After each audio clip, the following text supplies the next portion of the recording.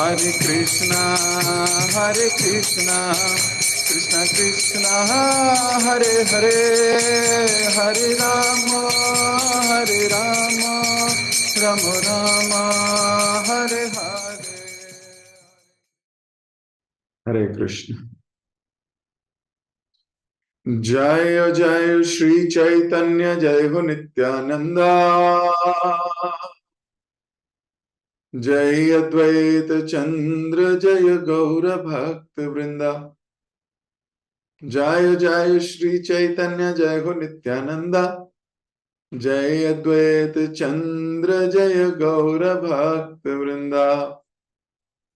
जय जय श्री चैतन्य, जय हो नित्यानंदा, जय अद्वैत चंद्र, जय गौर भक्त वृंदा। हरे कृष्ण। आप सभी का बहुत बहुत हार्दिक स्वागत श्री चैतन्य भागवत अंतिम खंड नित्यानंद प्रभु की कृपा की चर्चा हो रही है, और ये भी चर्चा हो रही है कि वैष्णव निंदक का क्या होगा। चैतन्य भागवत हमें पूर्णतः शुद्ध, पूर्णतः पवित्र बनाने का प्रण जैसे ले चुकी हो। संपूर्ण ज्ञान इसमें उद्वत है, किस प्रकार वैष्णवों को वैष्णवों के बीच में रहना चाहिए,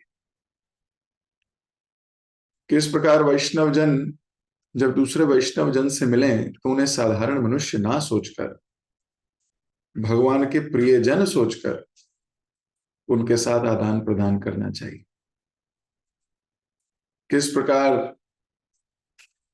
दोष दृष्टि छोड़ प्रेम दृष्टि को स्वीकार करना चाहिए। अगर वैष्णव इस प्रोसेस पर आ ही नहीं पाए तो ए मन, ए दुष्ट मन, तो कई वैष्णव। श्री भक्ति सिद्धांत सरस्वती ठाकुर लिखते हैं, तो कई वैष्णव, कैसा वैष्णव है तू फिर। तो ये जो दिव्य संवाद चल रहा है, श्री वृंदावन दास ठाकुर अपनी लेखनी में इसको व्यक्त कर रहे हैं कि किस प्रकार हमें वैष्णव निंदा, वैष्णव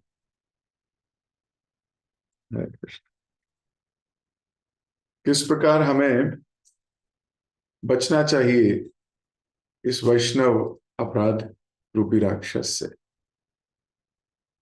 अगर हम वैष्णव अपराध से नहीं बचे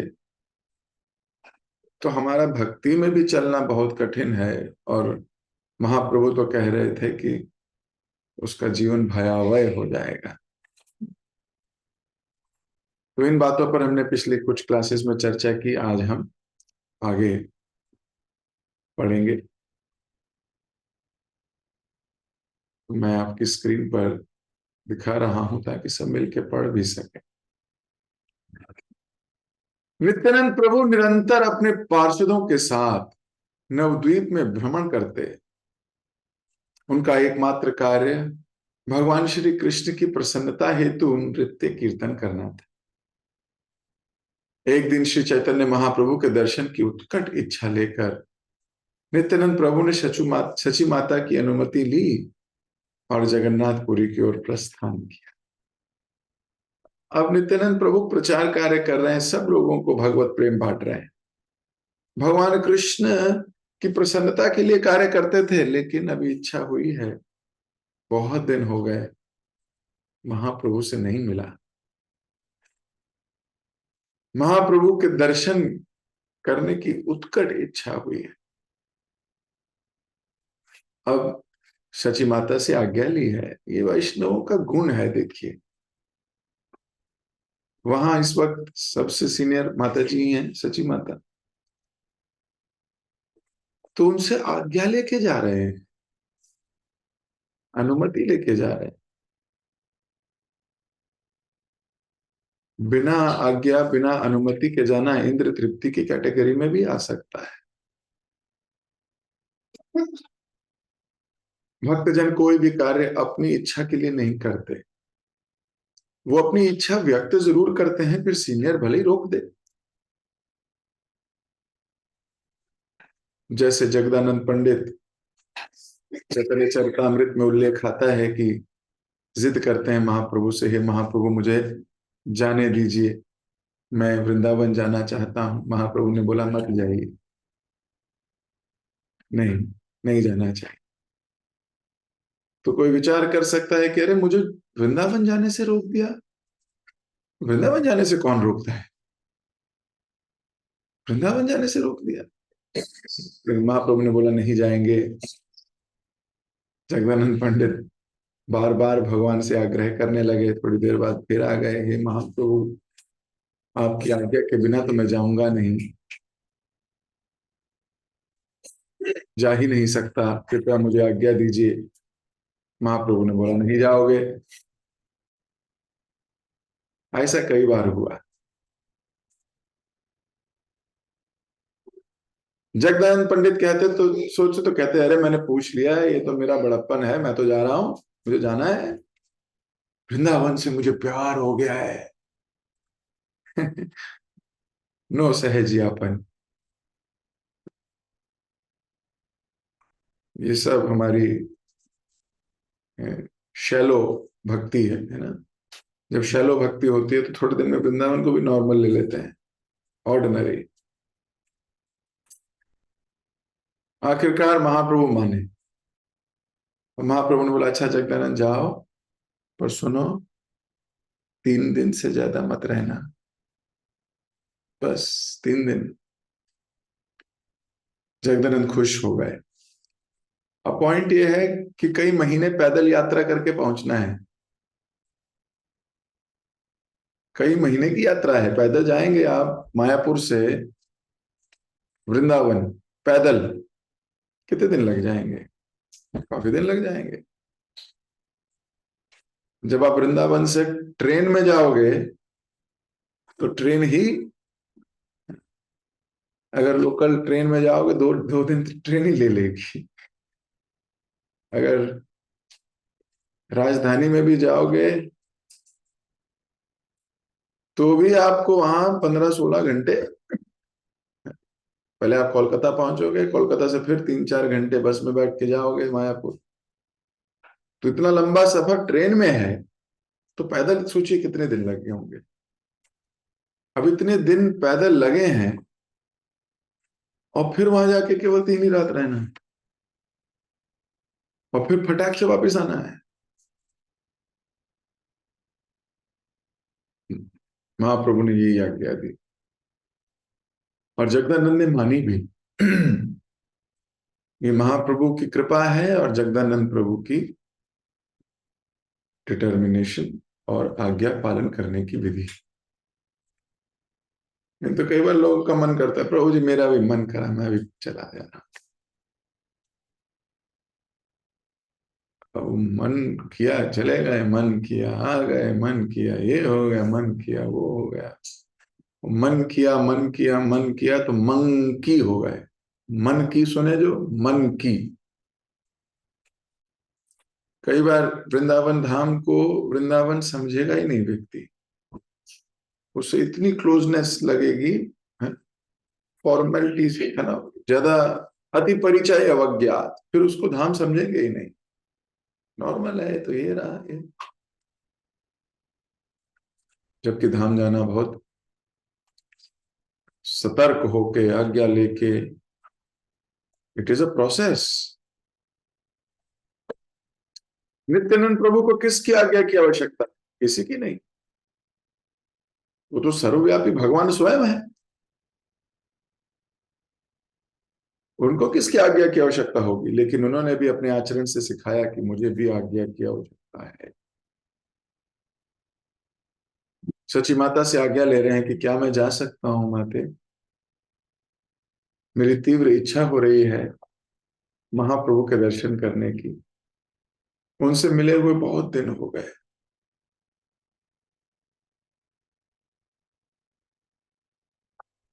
तो माता कह रही है हाँ जाओ। अनुमति ली, आज्ञा ली। आचरण समझिए।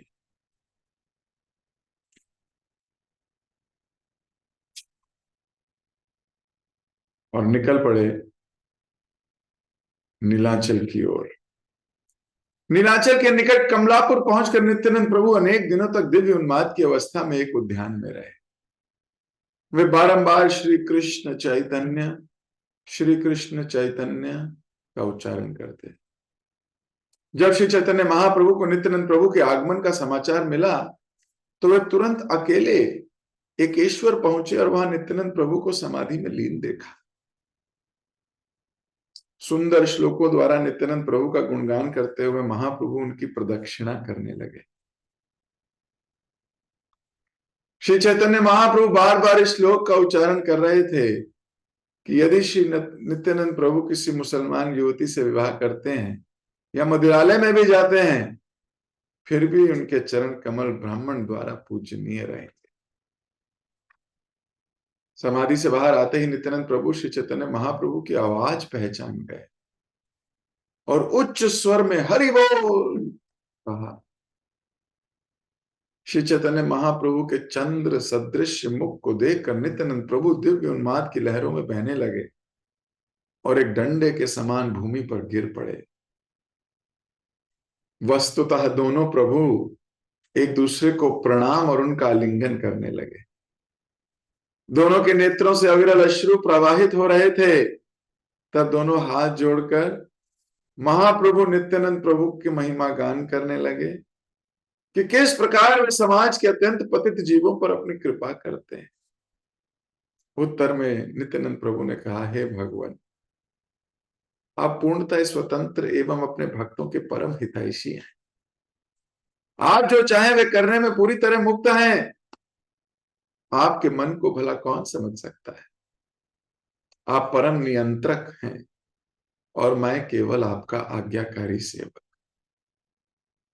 पहले आपने मुझे एक सन्यासी का जीवन स्वीकार करने के लिए प्रेरित किया और फिर उसे त्यागने के लिए आपने ही मुझे ग्वालों की रस्सी, लाठी, बांसुरी और बिगुल लेने की प्रेरणा दी। इस प्रकार मैंने अपना सन्यास त्याग दिया और आपकी इच्छा अनुसार सामान्य लोगों की आंखों में उपहास का विषय बन गया। कुछ भी हो, आप परम स्वतंत्र हैं। दंड और दया दोनों आपके हाथ में है। कितनी सुंदर रियलाइजेशन है नित्यानंद प्रभु की।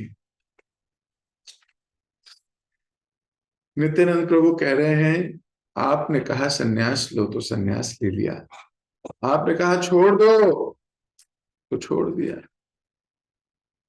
आपने कहा लोग मुझे उपहास का केंद्र बनाएं तो बन गया। ये सेवक की ऐसा मूड है, क्या पराकाष्ठा है। ये तो सेवक चूड़ामणि है। अगर आपको कोई आज्ञा मिले जिससे लोग आपका उपहास, आपका मजाक उड़ाएं, आप क्या कहोगे?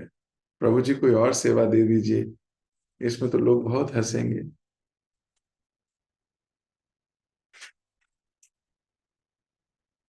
आपकी इमेज खराब होती हो, आपको ऐसी सेवा मिले जिससे आपकी छवि खराब हो, क्या हम कर पाएंगे? नहीं कर पाएंगे। जो शुद्ध है वो कर भी पाएंगे, लेकिन हमारी अशुद्ध चेतना में बहुत मुश्किल है, नहीं कर पाएंगे। हमें अपनी छवि से बहुत प्यार है, अपनी इमेज से हमें बहुत प्यार है। भीष्म पंचक में भीष्म देव को याद तो किया था हमने, किस प्रकार उनकी छवि आज तक लोग उनके बारे में बोलते हैं, ये पांडवों के विरुद्ध युद्ध किया है। लेकिन आप देखिए कि इस बात की भी परवाह नहीं की उन्होंने, सिर्फ ये दर्शाने के लिए कि जग वालों ये देख लो, मेरे जैसा धनुर्धर, इच्छा मृत्यु प्राप्त करने वाला व्यक्ति, मेरे जैसा अस्त्र शस्त्र चलाने में माहिर मेरे जैसा प्रचंड विद्वान, मेरे जैसा महारथियों का महारथी भी अगर भगवान के विरुद्ध युद्ध करेगा तो युद्ध में ढेर ही होगा। केवल ये प्रूव करने के लिए ये उल्टी सेना में चले गए कि मैं वो एग्जाम्पल बनूंगा संसार के लिए कि तुम चाहे जितने मर्जी धनुर्धर हो जाओ, स्किल्ड हो जाओ, एक्सपीरियंस्ड हो जाओ, जितने मर्जी तुम आगे बढ़ जाओ, भगवान के विरुद्ध होगे तो मरोगे ही। ये उदाहरण सेट करने के लिए, अपनी छवि खराब करने के लिए भी तैयार है। सोचिए, भगवान की या भक्तों की प्रसन्नता के लिए छवि खराब होने के लिए भी तैयार है, कुछ भी करने के लिए तैयार हैं। ये सेवक, ऐसा मूड कैसे आता है? लज्जा भी नहीं है। गोपियों को देखो आपने, सेवक कैसी। चलो ये तो 5,500 साल पुरानी बात हो गई। मैं आपको अभी 40-50 साल पुरानी बात बता। हम सब जानते हैं यमुना माता जी के विषय। शिल प्रभुपाद जी की एक प्रमुख सेविकाओं में से एक, उनके जीवन चरित्र को पढ़ने लगे तो बहुत इंस्पिरेशन मिलती है। किस प्रकार एक बार ट्रेन में प्रभुपाद जी ने कहा मुझे थोड़े राइस चाहिए प्रसाद के लिए। अब राइस ट्रेन में कहां से आएंगे? यमुना माता जी भागी पेंट्री की तरफ, और पेंट्री में जो कुक है उसको बोलती है मेरे गुरुदेव को राइस चाहिए। तो उन्होंने बोला हम देते हैं, बन रहा है अभी। बोले आपके हाथ का नहीं खाएंगे गुरुदेव, वो तो मुझे ही बनाने होंगे। पेंट्री वालों ने कहा आप जाइए यहाँ से, हम पेंट्री में किसी को अलाउ नहीं करते। तो बोले मैं आपके पैर पड़ती हूँ, मुझे अपने गुरु के लिए बनाने दीजिए। वो बोले अरे माता जी जाइए यहाँ से, पेंट्री में अलाउड नहीं है। ऐसे थोड़ी हम किसी को भी अलाउ कर देंगे अंदर आने के लिए, किचन में अलाउड नहीं है, जाइए। बोले मैं आपके हाथ जोड़ती हूँ, पैर पड़ती हूँ, मेरे गुरुदेव की प्रसन्नता है इसमें, उनको भी राइस की आवश्यकता है, उनकी इच्छा मेरे जीवन का लक्ष्य है। बोले भागो यहां से। तो अब माता जी अब गुस्से में आ गई। बोली अगर आपने मुझे नहीं बनाने दिए तो मैं ट्रेन से कूद के आत्महत्या कर लूंगी। और वो ट्रेन के दरवाजे तक पहुंच गई। ट्रेन चल रही है और बोल रहे हैं इसके जिम्मेदार आप हैं, और मैं कूद रही हूं। बोल रहे हैं क्यों क्यों? बोले मैं अपनी गुरु की इच्छा पूरी नहीं कर पा रही, जीवन जीने का क्या लाभ है मेरा?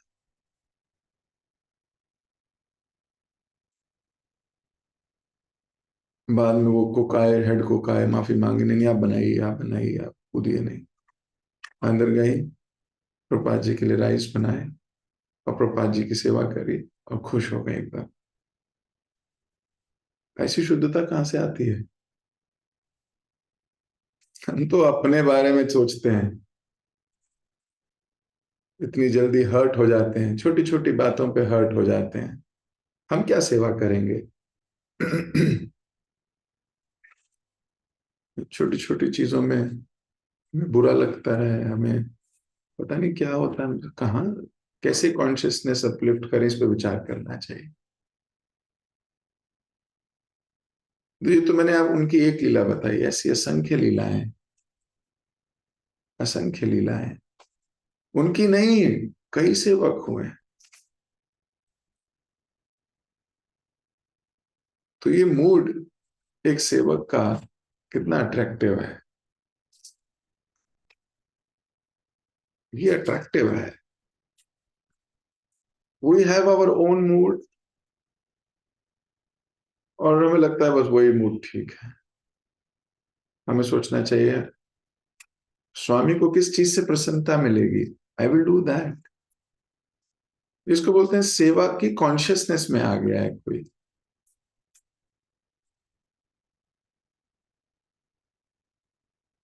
पर इतनी दूर तक कोई कैसे सोचे? अपने से बाहर आएगा तो सोचेगा ना।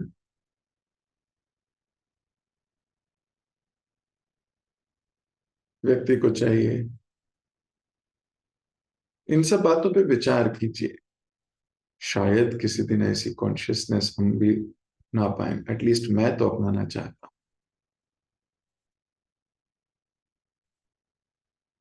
नित्यानंद प्रभु कह रहे हैं, हम लोगों की आंखों में मैं उपहास का विषय बन गया।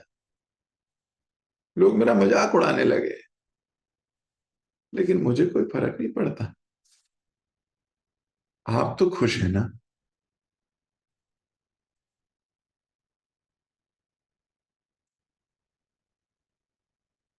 कितनी डीप भक्ति है। देखो, रिश्तों की गहराई या भक्ति की गहराई इसी को बोलते हैं मैच्योरिटी है। मैच्योर हो गए हैं। इमेच्योर डिवोटीज क्या करते हैं? वो छोटी छोटी बातों पे लड़ते हैं। छोटी छोटी बातों पे उनको, छोटी बातें बहुत दिखती हैं उनको। अभी मैच्योरिटी कम है, और कई बार लकीर के फकीर होते हैं। नित्यानंद प्रभु महाप्रभु से पूछ सकते थे, बताना कौन से शास्त्र में लिखा है सन्यास को छोड़ के मैं प्रचार करो? बताओ, बताओ, बताओ। ऐसे ही आजकल के शिष्य भी प्रश्न पूछ लेते हैं, बताइए कहाँ लिखा है।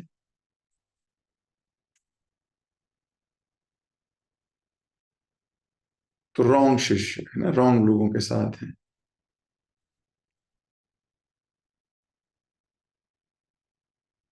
We have to find the right person, क्योंकि प्रभुपाद जी बोलते थे, मुझे एक शिष्य चाहिए, हजारों लाखों नहीं। I want one person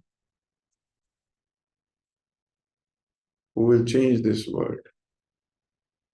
Srila भक्ति सिद्धांत सरस्वती ठाकुर महाराज ने भी यही कहा। तो जब व्यक्ति अपने पे काम करता है, इंस्पायर होता है, तो ऐसे कॉन्शियसनेस भी ला पाता है। मैं भी किसी दिन ना अच्छे से करूंगा। मेरे को अपनी छवि की चिंता नहीं, मुझे अपने गुरु की छवि की चिंता है। मुझे अपने गुरु की प्रसन्नता की चिंता है। मैं उनके बताए हुए मार्ग पे चलता रहूं, चाहे उसके लिए मुझे कुछ भी झेलना पड़े। अपयश, यश, कुछ भी, आई एम रेडी। अभी बोलना आसान है, जब उस प्रोसेस से गुजरोगे तो बहुत पेनफुल है।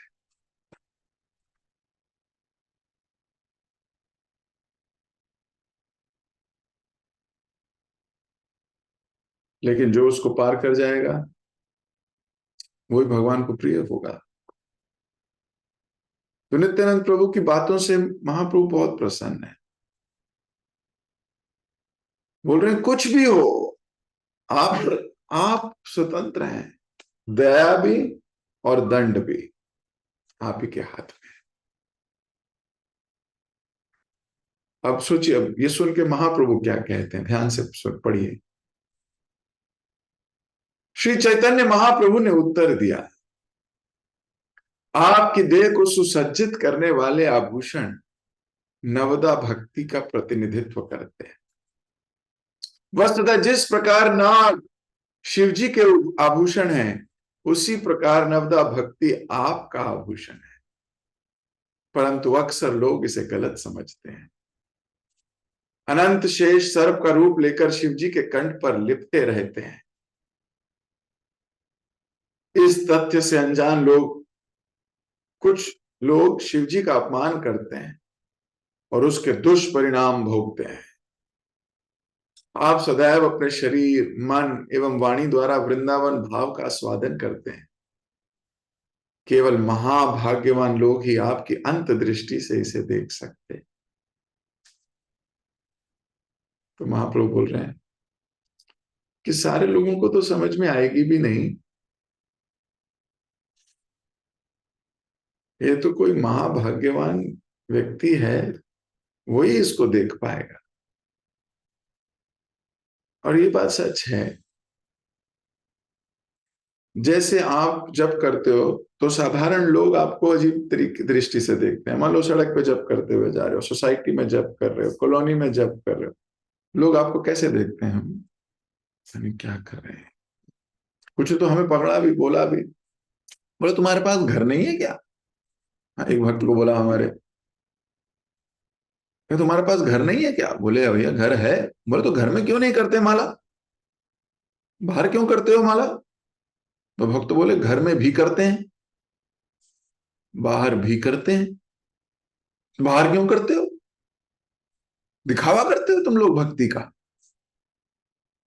ऐसा बोला एक भक्त को। तो उस भक्त ने उत्तर दिया कि इसको देख के कई लोग भक्त बन गए, आप ही नहीं बन पा रहे।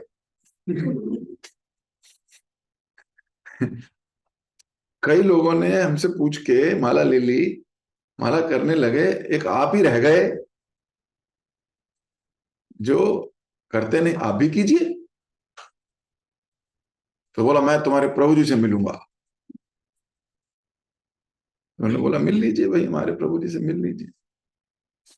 तो एक दिन वो आया मुझसे मिलने के लिए। खैर, लंबी वार्तालाप हुई तो अंत में बोला अच्छा ठीक है, समझ गया, लेकिन मैं नहीं करूंगा। मैंने कहा हमने तो कहा भी नहीं आपको करने के लिए, आप क्यों करेंगे? आप तो इन सबसे परे हैं। है ना? तो एटलीस्ट वो थोड़ा फेवरेबल हो गया, पर भक्त नहीं बना, पर फेवरेबल हुआ, कुछ कहता नहीं किसी को। लेकिन बहुत बीच में गड़बड़ करते थे। तो कई बार संसार में लोग आपको देख के बोलेंगे क्या करते हो, लेकिन जो भक्त हैं वो आपको देख के कहेंगे अरे चैंटिंग हो रही है वहां। मान लो कोई नया भक्त आए सोसाइटी में, कॉलोनी, और वो देखे किसी को भक्ति करते हुए, वो कितना अच्छा लगता है उसको। अब एक ही गतिविधि है, एक को बुरी लग रही है, एक को अच्छी लग रही है। जिसको बुरी लग रही है उसकी कॉन्शियसनेस नीचे है, जिसको अच्छी लग रही है उसकी कॉन्शियसनेस ऊपर है, इसलिए तो उसे अच्छी लग रही है। भाग के आएगा आपके पास, प्रभु जी आप यहाँ माला कर रहे हो, आप कहाँ से जुड़े हुए हो, आप कौन हो, कैसे रहते, ऐसे पूछेगा आपसे। इसका मतलब वो व्यक्ति एक लेवल अप हो गया है, क्योंकि दोनों को दिख तो एक ही चीज रही है, आप जब कर रहे हो एक को बुरा लग रहा है, एक को अच्छा लग रहा है। ऐसी भक्ति में होता है। किसी की कॉन्शियसनेस बहुत नीचे है, उसको भक्ति की एक्टिविटीज दिखती नहीं, वो उपहास उड़ाता है, वो उसमें गलतियां ढूंढता है। और जिसको दिखती है वो कहता है अरे वाह। तो जैसे जैसे हमारी कॉन्शियसनेस बढ़ती है, हमारी दोष दृष्टि घटती है। अगर आपको दोष दिख रहे हैं, इसका मतलब आपकी कॉन्शियसनेस खराब है, भले ज्ञान ज्यादा हो। श्रील प्रभुपाद जी 17वें अध्याय में परपट में लिखते हैं भगवत गीता के, भगवान भी बोलते हैं श्लोक में, कि वो व्यक्ति जिसको ज्ञान तो है लेकिन वो उसको अमल नहीं कर पाता, वो नराधम है, नरों में अधम है।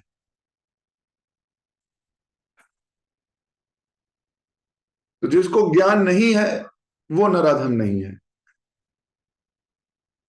इसका मतलब ज्ञान होना ज्यादा बड़ी प्रॉब्लम हो जाएगी।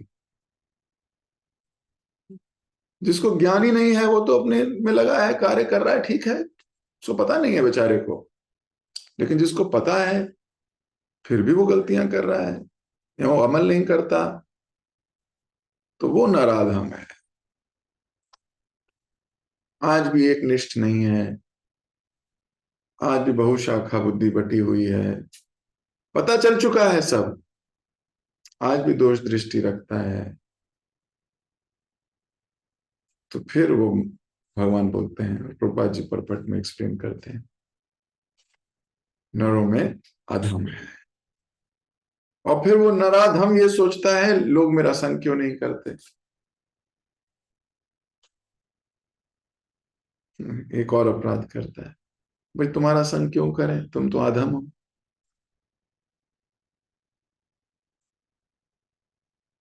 और उसकी इच्छा रहती है कि उसको बहुत इंपॉर्टेंस मिले। उसकी इच्छा रहती है लोग उससे बात करें, उससे सुने, उससे उसकी माने, उसकी चलाएं। पर क्यों चलाएंगे? एक निष्ठ नहीं दिखता, या आर्टिफिशियली हायर कॉन्शियसनेस प्रेजेंट करता है जबकि कॉन्शियसनेस हायर है नहीं। सो भक्ति जेन्युइन है ना, जेन्युइनिटी बहुत अच्छी है। धीरे धीरे जेन्युइनली बढ़ जाओगे आगे। एक्सेप्ट करो that we are not good अभी, तभी सीखोगे। अगर एक्सेप्ट करोगे कि मैं बहुत अच्छी हो गई, तो फिर आपकी ग्रोथ रुक जाएगी।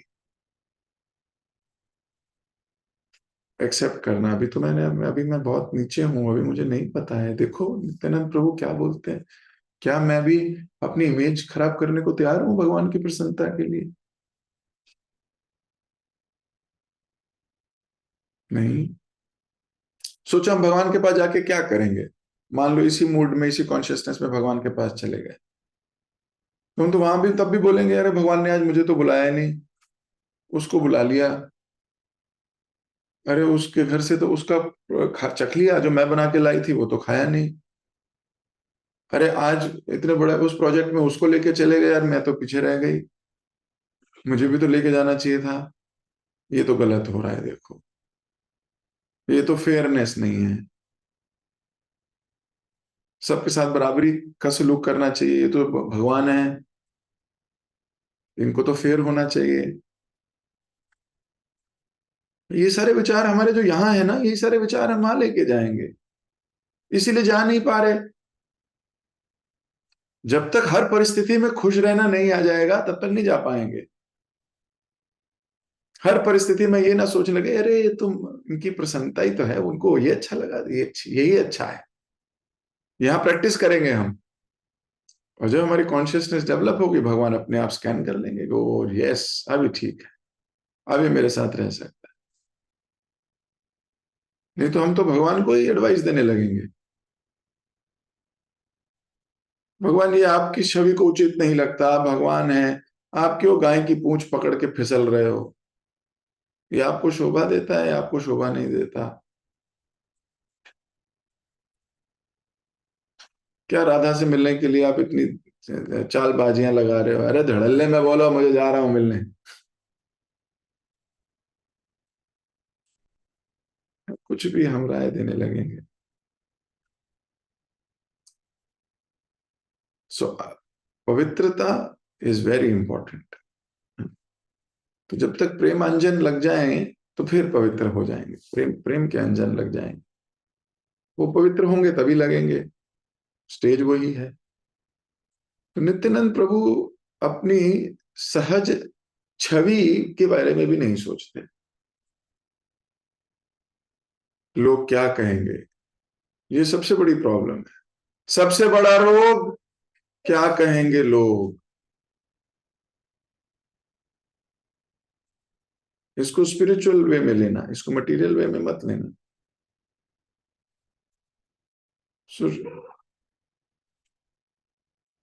यही सोचते रहते हैं लोग क्या सोच रहे होंगे, लोग क्या सोचेंगे।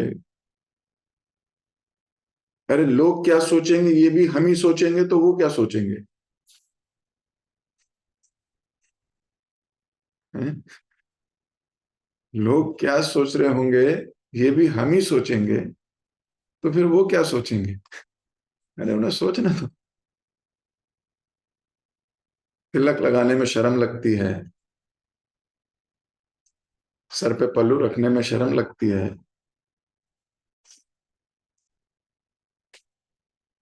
गोपी ड्रेस पहनने में, साड़ी पहनने में शर्म लगती है, भक्तों को कुर्ता पजामा कुर्ता धोती पहनने में शर्म लगती है, तो क्या लगती है? अभी तो तुम इसी से बाहर नहीं आ पा रहे, भगवान को कैसे प्राप्त करेंगे?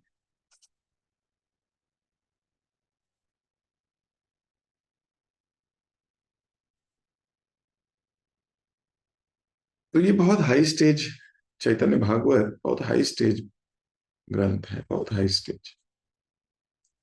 अपनी अपने में तो विचार ही नहीं है।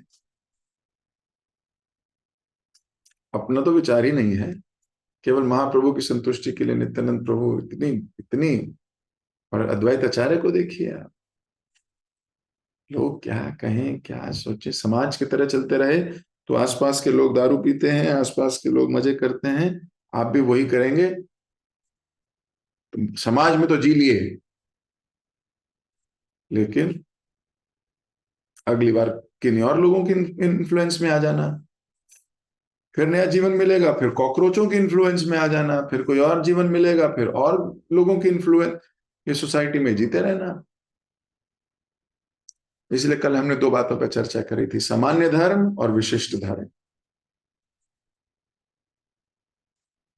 विशिष्ट धर्म को अपनाना है, सामान्य धर्म तो सामान्य है, लेकिन जिसकी कॉन्शियसनेस सामान्य धर्म वाली है वो आपको गलत ठहराएगा, उसके लिए रेडी रहिए। जब आप विशिष्ट धर्म अपनाओगे तो वो भक्त, भक्त बोल रहा हूं मैं, जिनकी कॉन्शियसनेस सामान्य धर्म की है, they consider morality as the highest virtue, वो आपको दोष देंगे। Are you ready to sacrifice that also? If yes, then go ahead.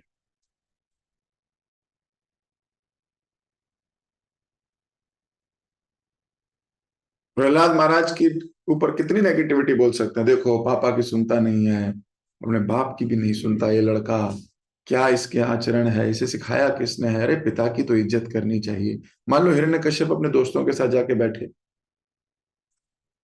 मान लो उनके भी तो दोस्त होंगे कोई, उनके साथ जाके बैठे, मेरा लड़का मेरी सुनता नहीं, तो बाकी लोग क्या कहेंगे? अरे पिता की तो सुननी चाहिए, पिता की भी नहीं सुनता, किसकी सुनता है? पता नहीं, बाहर वालों की सुनता है। कोई प्रभु जी हैं, नारद प्रभु जी हैं, वो नारद प्रभु जी आते हैं, उनकी सुनता है, मेरी तो सुनता ही नहीं है लड़का मेरा। तो कोई बोलेगा अरे तेरे हाथ से निकल गया, तूने बचपन में ताड़ा नहीं उसको। बोला अरे ताड़ा था, बहुत ताड़ा, सब कुछ किया मैंने उसके साथ, उसको जहर भी पिलाना चाहा, उसको डंडे मारे, उसको स्कूल में डाला, मटीरियलिस्टिक स्कूल में डाला मैंने उसको, शुक्राचार्य के पुत्रों के साथ मैंने उसको उसके गुरु बनाए, शांड और अमर, मैंने सब कुछ किया है, पर मेरे हाथ से निकल गया। तो बाकी लोग क्या कहेंगे? सिंपैथी कहेंगे कि नहीं नहीं नहीं, देखो हम तुम्हारे साथ सहानुभूति रखते हैं, अब क्या करें, कोई बटा बिगड़ा हुआ ही निकल जाए तो फिर क्या किया जाए, देख तेरी किस्मत पे है ना, पुराने प्रारब्ध होंगे तेरे कोई, जैसे ऐसा लड़का तेरे परिवार में आया, हमारे जैसा राक्षस कुल में ऐसा गंदा व्यक्ति पैदा हो गया जो भक्त हो गया भगवान का, ऐसे बोल रहे होंगे सब। इसे तो कुल का नाम रोशन करना था, नाम ही कलंकित कर दिया। लोग आपस में बैठ के यही बात कर रहे होंगे, सामाजिक दृष्टिकोण से प्रहलाद महाराज को निष्कासित किया होगा, लोगों ने बुरी बुरी बातें कही होंगी प्रहलाद महाराज को, क्योंकि सारा समाज ही वैसा है। और सब लोग मिलके बोलते थे प्रहलाद तू गलत कर रहा है, बेटा पापा की बात माननी चाहिए। उधर भरत को देख लीजिए, वो अपनी माँ की बात नहीं मान रहा, ये बाप की बात नहीं मान रहा, वो माँ की बात नहीं मान रहा। माँ कह रही है बेटा मैं तेरे लिए राज लाई हूं, बेटा कह रहा रख ले, तुम ही रख लो माता।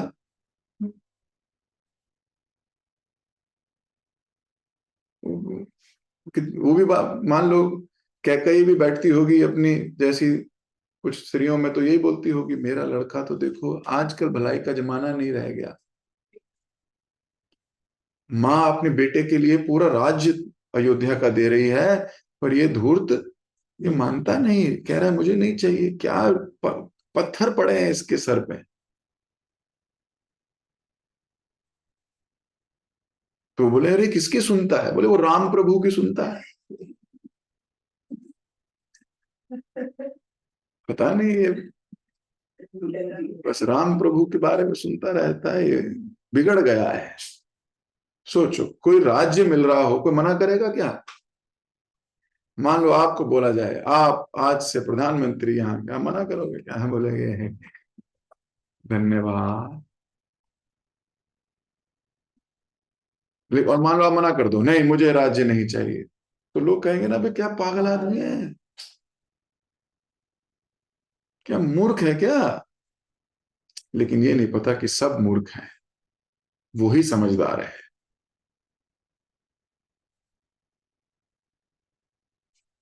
माँ की बात नहीं सुनी, बताओ कितनी गलत बात है। कोई तो ये भी कह देगा भाई ये शास्त्र नहीं पढ़ने, ये तो मम्मी पापा की बात ही नहीं सुनने को कहते। एक कह रहा है माँ की ना सुन, एक कह रहा है पिता की मत सुन। ये क्या ही हो रहा है ये? हमारे शास्त्र कहते हैं माता पिता की बात सुननी चाहिए, लेकिन हमारे शास्त्र कहते हैं माता पिता का दृष्टिकोण कैसा होना चाहिए, पहले वो जानना बड़ा जरूरी है।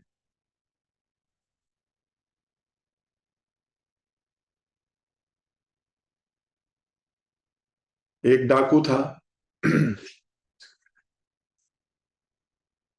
उसका बेटा हुआ तो बचपन से प्रार्थना करता था मेरा बिजनेस आगे यही संभाले। जो मैंने इतना बड़ा कारोबार सेट किया है, किसका? डाकूपंथी का। तो यही आगे संभाले। वो बेटा मानता नहीं था, तो क्या वो बेटा सही करता था या गलत? है कि नहीं? तो उस पिता की बात नहीं सुननी चाहिए जो गलत रास्ते पे ले जा रहा हो, सच्ची बात है। जो कहे आतंकवादी बनो, ऐसे पिता की क्यों सुनेंगे?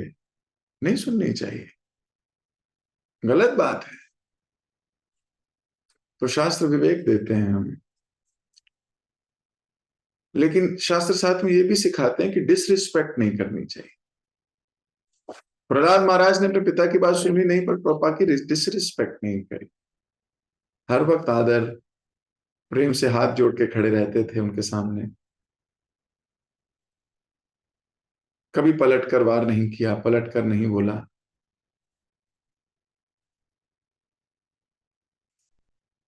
लेकिन मैं आपको समाज की बात बता रहा हूं, सामाजिक दृष्टिकोण, विशिष्ट धर्म अपनाना चाहिए व्यक्ति को।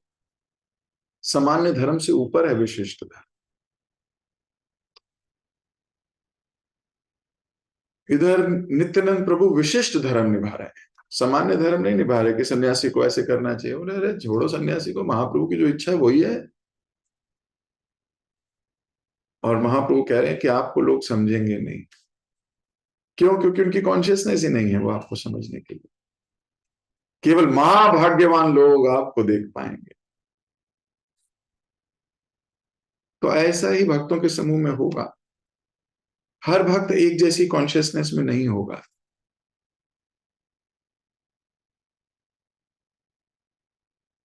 और केवल ये सोचना मैं 5 साल से हूं, 22 साल से हूं, 28 साल से हूं, ये भी सही कॉन्शियसनेस नहीं। आपने अपने ऊपर कितना कार्य किया। हमें बहुत लोग मिलते हैं। मैं कल ही क्लास ले रहा था कहीं नई जगह, तो वहां एक व्यक्ति आके मिले, बोले मैंने 1983 में लाइफ मेंबर था, मैं बन गया था। तो मैं तो जी कितने 30 40 साल, 40 साल पुराना भक्त हूँ। 40 साल से मैं जुड़ा हुआ हूँ, 40 साल पुराना भक्त हूँ। ना कंठी थी। मैंने पूछा माला करते हो? बोले नहीं वो नहीं करता। तो 40 साल पुराना होने का क्या लाभ?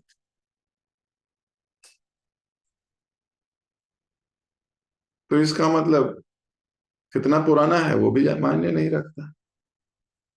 मायने रखता है अपने अपने पे कितना कार्य किया है, कितना श्रवण किया है, कितना श्रवण करके मनन किया है, कितना मनन करके आपने समन्वय बनाया है, कितना समन्वय करके सेवा करी है, कितनी सेवा करके सहिष्णुता लाए हो, कितनी सहिष्णुता ला के संतोष किया है। इन सब चीजों से मायने रखता है।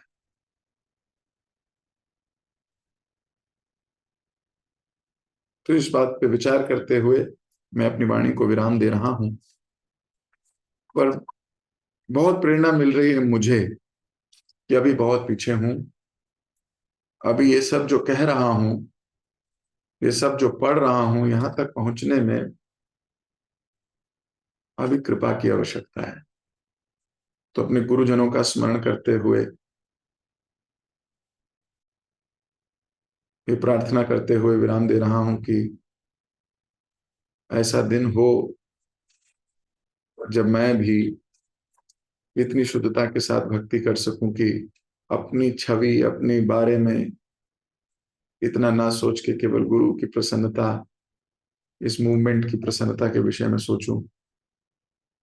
ऐसी भगवान से प्रार्थना करते हुए अपनी वाणी को विराम दे रहा हूं। हरे कृष्णा कृष्णा कृष्णा हरे हरे, हरे राम राम राम हरे हरे।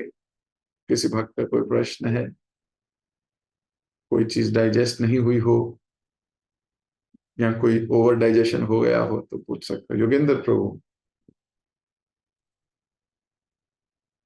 हरे कृष्णा वो निरूपणा। हाँ जी। थैंक यू सो मच प्रेरी फॉर द अमेजिंग लेक्चर।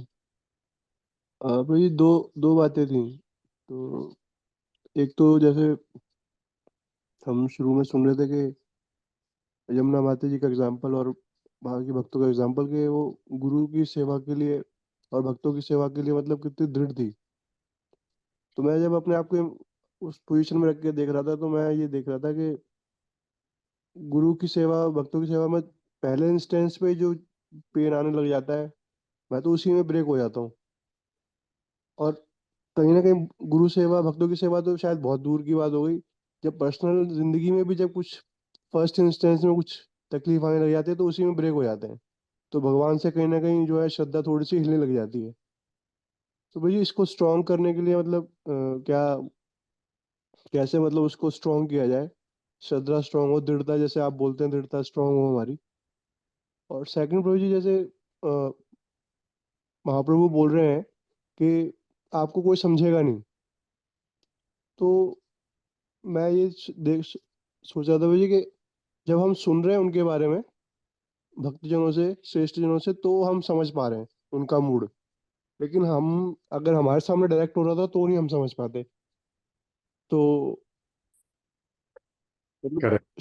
ज्यादा इम्पोर्टेंट है ज्यादातर। लेकिन हमारे सामने भी जब सिचुएशन आएंगी, उस टाइम हमें कोई समझाने वाला नहीं होगा, या मतलब अपना दिमाग चल रहा होगा। तो फिर जैसा आप बोलते हैं कि अगर कुछ माइंड में ऐसा कुछ आ रहा है तो पूछ लो, इससे अच्छा है। तो वही उसका सोल्यूशन है ना प्रभु जी। करेक्ट। देखो, क्योंकि हम कंडीशनड हैं, है ना। कंडीशन का मतलब होता है एक तरीके से ट्रेन हुए हुए हैं। किस तरीके से ट्रेन हुए हुए हैं? केवल अपनी इंद्रिय तृप्ति के विषय में सोचते सोचने से ट्रेन हुए हुए हैं। कुछ भी हो, हमें ख्याल अपना पहले आता है। मैं आपको बताता हूँ, प्रणाम करते वक्त अपना ख्याल आता है कि यार ऐसे झुक के कर लूं या पूरा ही करूं। अपना ही ख्याल आना है, हर चीज में अपना ख्याल आता है। Everything you will have your own. आप प्रसाद बांट रहे हो तो सबसे पहले अपनी चिंता होती है, यार लोग ज्यादा दिख रहे हैं, प्रसाद कम है, तो पहले अपनी प्लेट लगा के रख लूं क्या, कहीं खत्म ना हो जाए गुलाब जामुन। तो हम बचपन से हमें अपने बारे में सोचने की इतनी ट्रेनिंग कर दी गई है। अपने बारे में सोचो, अपने बारे, जो कि अच्छी भी है और बुरी भी है।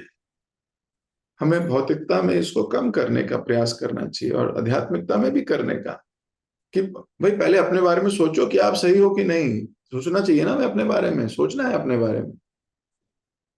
लेकिन इसको नेगेटिव वे में हमारा माइंड ले जाता है। तो जब हमारा माइंड शुद्ध हो जाएगा तो नेगेटिव वे में नहीं लेके जाएगा। अब जमुना माता जी के पास और कुछ है नहीं। उन्होंने जानबूझ के अपने जीवन में ऐसे डिसीजंस लिए हैं कि अब और कुछ है नहीं। देखो, अगर कहीं और कर रहे हैं, कुछ और कर रहे हैं, तो हजार रिस्पॉन्सिबिलिटीज हमारे सरदर्दी हो जाती, उसे संभालना पड़ता है। क्या करें, रिस्पॉन्सिबिलिटीज है।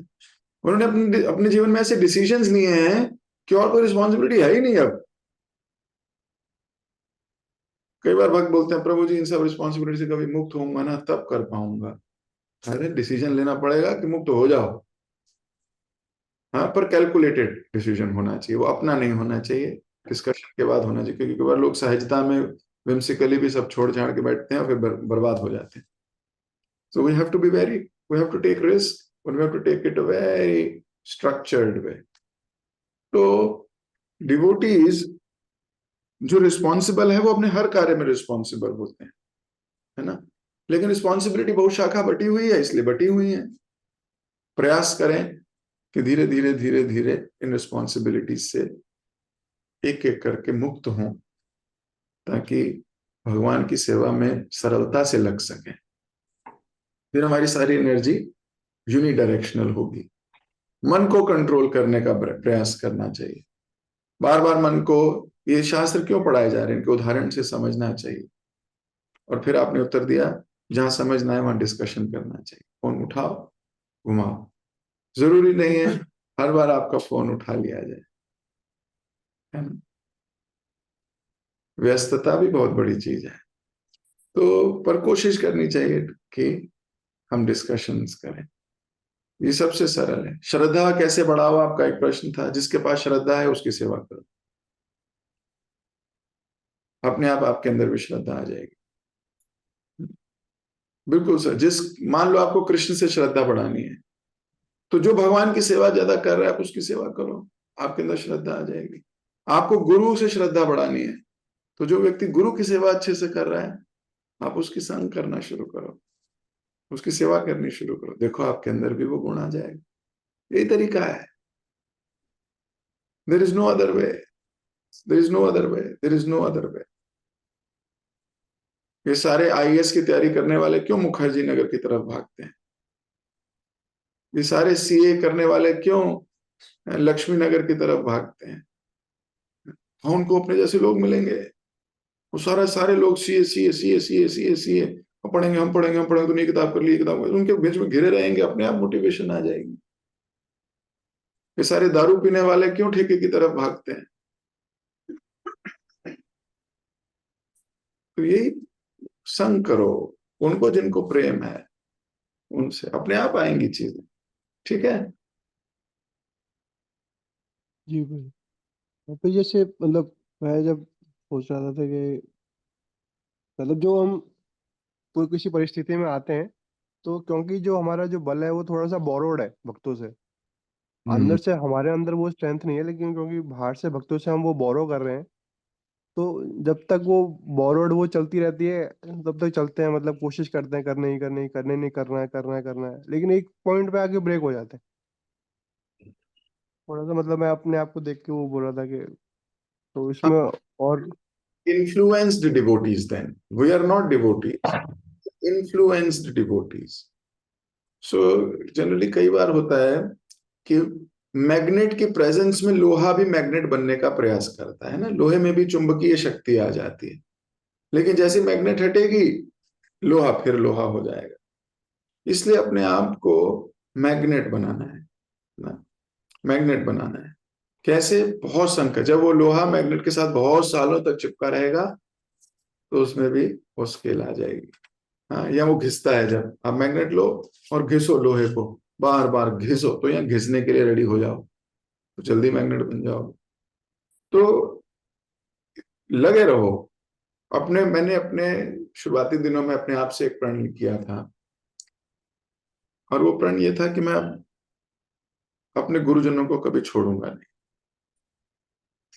चाहे उन्हीं से मेरी पिटाई हो, चाहे वही मेरे कारण हो, चाहे वही हो, लेकिन मैं कभी नहीं छोड़ूंगा. मैं इस्कॉन को नहीं छोड़ूंगा, मैं अपने गुरु महाराज को नहीं छोड़ूंगा, शिक्षा गुरु इत्यादि. I will never. जब मैंने ये प्रण लिया, कई बार परिस्थितियां ऊपर नीचे हुई तो ये प्रण हमें रोक देता है. नहीं भैया, कमिटमेंट तो यही है, छोड़ूंगा नहीं कभी भी, छोड़ूंगा नहीं कभी भी, छोड़ूंगा नहीं कभी. तो वो जो परिस्थिति ठीक हो जाती है, फिर लगता है सही डिसीजन लिया. तो कुछ प्रिंसिपल्स पे जीवन भर चलने का प्रयास करना चाहिए. उसमें सबसे बड़ा प्रिंसिपल है, मैं भक्तों को छोड़ूंगा नहीं. बस. चाहे जीवन में कोई भी परिस्थिति आए, कैसी भी आपातकालीन परिस्थिति हो, भक्तों से ही खंजर खाया हो, भक्तों से ही हुआ और मैं छोड़ूंगा। तो आप जब ये दृढ़ता रखोगे, भगवान आपकी परीक्षा लेंगे, पास हो जाओगे तो भगवान फिर अपना प्रेम धन खोल देंगे, है कि नहीं? ठीक है। जी भाई, थैंक यू सो मच भाई। हरे कृष्ण। पवित्र रुक्मणी, आपका भी प्रश्न है? बहुत सारे लोगों के हाथ खड़े हैं पर इतने प्रश्न मैं नहीं ले पाऊँ। हरे कृष्णा प्रभु जी। हाँ जी। जी मेरा क्वेश्चन नहीं है। Thank you for the wonderful class. बहुत सारी लॉट टू हमें क्या क्या पहनने में, क्या क्या करने में एज अ डिवोटी शर्म आती है, प्रणाम करने में। And there were lot of other points to meditate from today's lecture. But Prabhu ji मैं एक रियलाइजेशन शेयर करना चाहती हूँ।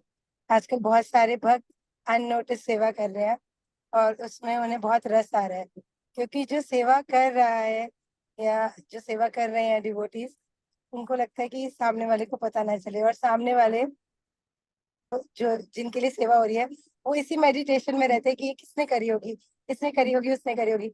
सो it is such a beautiful process to serve devotees. और बहुत it's a very beautiful maze game बोल सकते हैं। इसमें सबको बहुत रस आ रहा है। Thank you so much. I wanted to express my gratitude for giving such insights जो बहुत प्लेजरेबल है, येट हमारी स्पिरिचुअल ग्रोथ भी कर रहे हैं। Thank you so much. Hare Krishna, धन्यवाद प्रणाम। Very nice. तो ये जो अननोटिस सेवा करने की भावना है कि आपने सेवा करी पर वो पता न लगे, ये वास्तव में बहुत आनंद देती है। और एक्चुअली देखो, ऐसा तो है नहीं कि वो अननोटिस है, क्योंकि कृष्ण देख रहे हैं।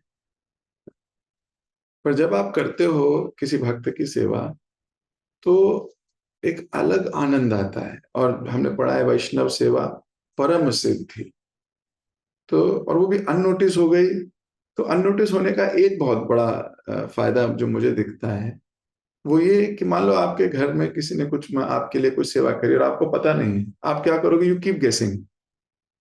आप कहोगे ये उन वाली माता जी ने की होगी, अरे ये वो वाले प्रभु जी कर सकते हैं, ये ना ये उन्होंने करी होगी। तो आपने की तो किसी एक ने है, लेकिन आपके चिंतन में इतने सारे भक्त आ गए जो ये कर सकते हैं, कर सकते हैं, कर सकते हैं। तो एक तो ये उनका ही बेनिफिट हो गया। हाँ। प्लस ये जिसने किया उसको अलग बेनिफिट है कि कमाल, मतलब उसका अहंकार खत्म। पहला, क्योंकि सेवा करने के बाद अहंकार होता है कि कोई क्रेडिट दे वापस। वो क्रेडिट आना नहीं वापस, क्योंकि वो तो अननोटिस है। तो अहंकार जीरो, सेवा का फल और अहंकार जीरो, और क्या चाहिए जिंदगी में? तो कोशिश करनी चाहिए कि भक्त लोग एक दूसरे की अननोटिस नोटिस में ना आए। कोशिश करनी चाहिए सबको, एक दूसरे प्रयास करो। अब जिसके जिसकी घर सेवा होती है, कुछ होता है, जैसे मुझे याद है सुबह उठे तो एक फूल का गमले, दो फूल के गमले घर के बाहर पड़े थे। अब सोचने लगो कि कहाँ से गमले आए, कौन ले आया गमले? फूलों से लदे हैं, फूल कहाँ जाएंगे? भगवान के पास। भगवान के चरणों में फूल गए। पर सोचने लगे ये उन्होंने हो, ये किसने किया? अननोटिस। उदाहरण दे रहा हूं मैं आपको। तो एक तो आप फल हो गया, एक तो बढ़िया, एक अहंकार भी नहीं बढ़ा हमारा। और उनके चिंतन में पता नहीं कितने चिंतन में आ गए, तो ये सारे भक्तों का स्मरण हो गया। और फिर रियलाइजेशन भी होती है कि हाँ ये तो वही कर सकते हैं, ये तो वही, इसका मतलब उन्होंने पहले कभी ऐसे, उनका सेवा का भाव है, इसलिए तो उनका दिमाग में नाम आ रहा है। आपका सबका नाम क्यों नहीं आता? आपको तुरंत रियलाइज होता है कि there are devotees who have lot of seva bhav and there are devotees who do not have seva bhav. You realize that also.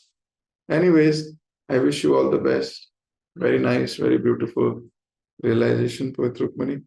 ठीक है, अभी मुझे आज्ञा दो, और भी भक्तों के हाथ खड़े हैं, लेकिन मैं अभी प्रश्न नहीं ले पाऊंगा आपके, समय हो गया ज्यादा। जगत गुरु शिल प्रभुपाद की जय। हरे कृष्ण। हरे कृष्ण प्रभु जी, दंडवत प्रणाम। Thank you so much Prabhu जी, बहुत सुंदर क्लास के लिए। आज की क्लास में आपने हमें बताया कि वैष्णव के गुण के बारे में बताया। जब कभी हमें कोई कार्य करना हो या कहीं जाना हो, हमें आज्ञा लेके जाना चाहिए। जैसे नित्यानंद प्रभु आज्ञा मांग रहे हैं सच्ची माता से, महाप्रभु से मिलने जाएंगे।